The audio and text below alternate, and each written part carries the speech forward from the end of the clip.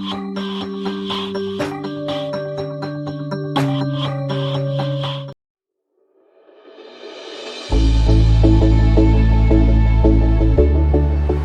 day, MIS students. How is your day? Today, we are going to learn an interesting topic about mole concept which can be applied in our daily life. I am your Sir Ryan, your science teacher.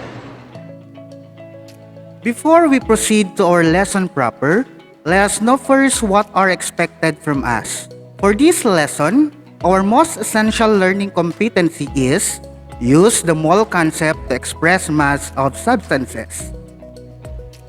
At the end of this lesson, you are expected to 1. Define mole. Number 2.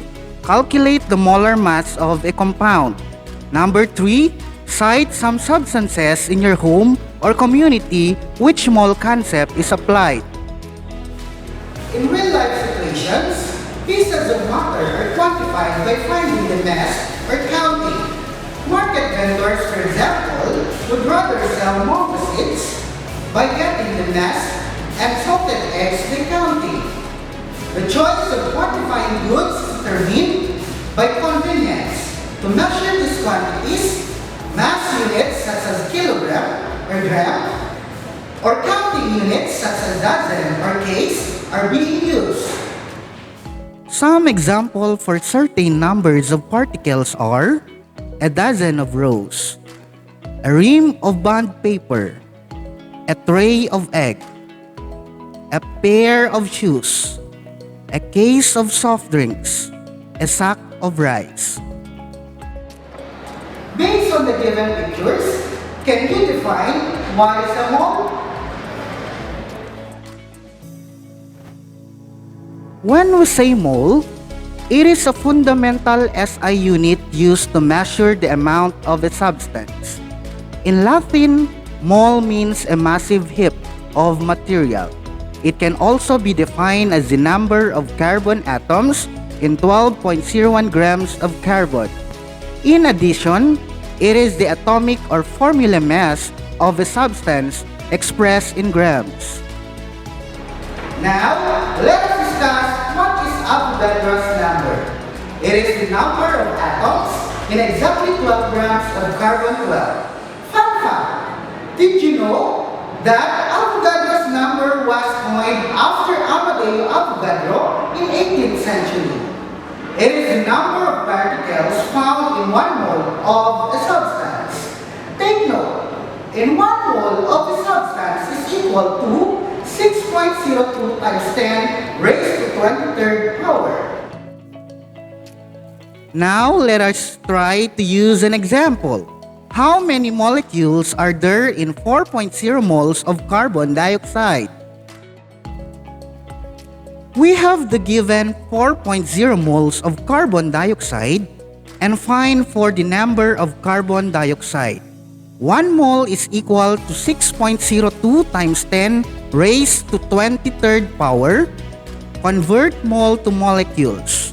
For the solution, 4.0 moles of carbon dioxide times 6.02 times 10 raised to 23rd power of molecules divided by 1 mole of carbon dioxide. It will give you 24.08, round off to the nearest tenths. So, it will become 24.1 times 10 raised to 23rd power, and the final answer is 2.41 times 10 raised to 24th power of molecules. Let's try this. How many moles are in 2.80 times 10 raised to 24th power atoms of silicon? We have the given 2.80 times 10 raised to 24th power atoms of silicon. Find the mole of silicon. For 1 mole of silicon is equal to 6.02 times 10 raised to 23rd power atom of silicon. For the solution, 2.80 times 10 raised to 24th power atom of silicon is equal to 1 mole of silicon divide it by 6.02 times 10 raised to 23rd power atom of silicon. Then, the final answer is 4.65 mole of silicon. Let us now discuss calculating the molar mass of a compound.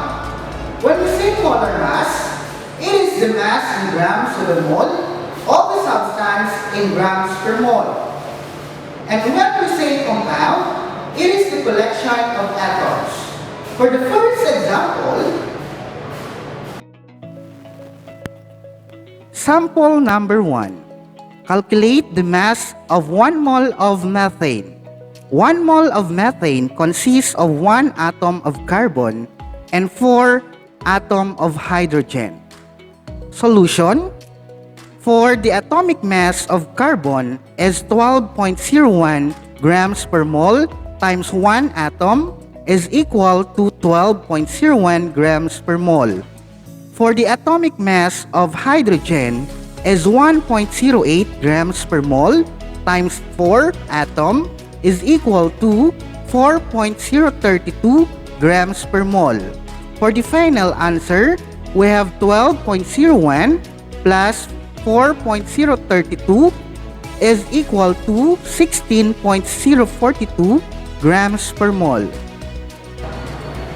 Now, let us have the second example. Sample number 2. Calculate the molar mass of 50 grams Fe2O3. Take note, in mole of Fe2O3 consists of 2 moles of atoms and 3 moles of oxygen atoms. For the atomic mass of the iron, we have 55.845 grams per mole times 2 atoms is equal to 111.69 grams per mole. For the atomic mass of oxygen is 15.999 grams per mole times 3 atoms is equal to 47.997 grams per mole. For the final answer, we have 111.69 plus 47.997 is equal to 159.68 grams per mole. Okay, class, let's see if you understand what we've discussed today. For your first learning test, try to compute the molar mass of the following compounds. Show your complete solution. Number 1, table salt and ACl for the atomic mass of sodium is 22.99 and for chlorine is 35.45. Number 2, glucose, C6H12O6 for the atomic mass of carbon is 12.01, for hydrogen 1.008 and for oxygen is 16. Let's check your answers. For number 1, table salt and ACl for the given 1 sodium atom and 1 chlorine atom. For the solution, the atomic mass of sodium is 22.99 grams per mole times 1 atom is equal to 22.99 grams per mole. For the atomic mass of chlorine, we have 35.45 grams per mole times 1 atom is equal to 35.45 grams per mole.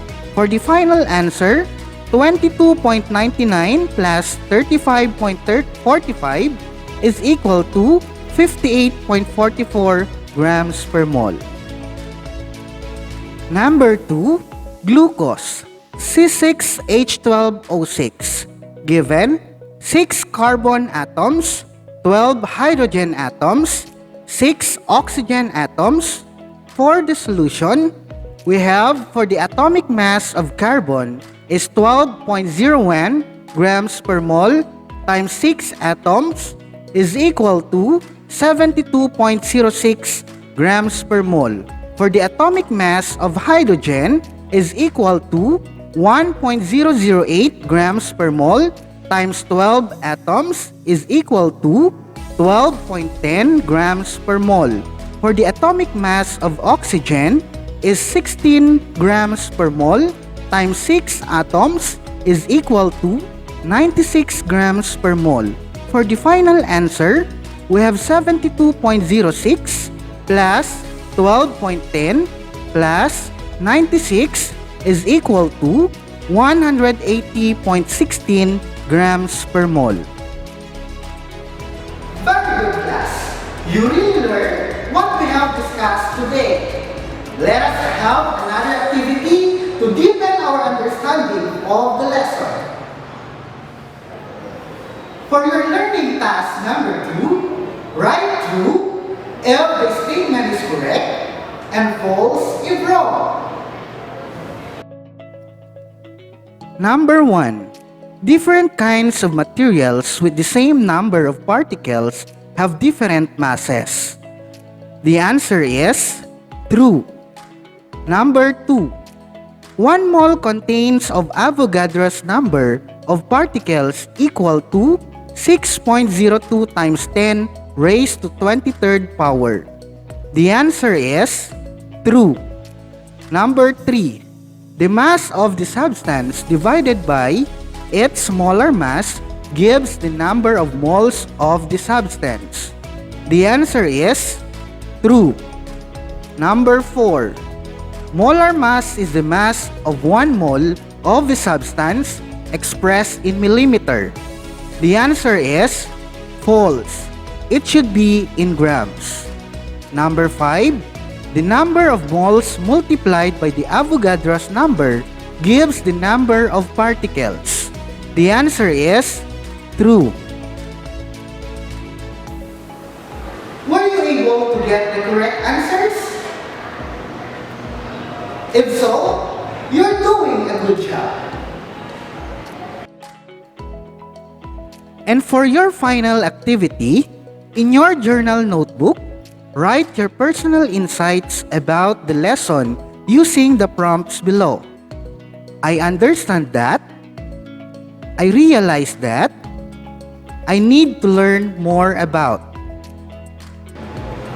Thank you, brilliant students, for your participation. I hope that you learned a lot and enjoyed our discussion for today. Keep safe and God bless everyone. Until next time, see you!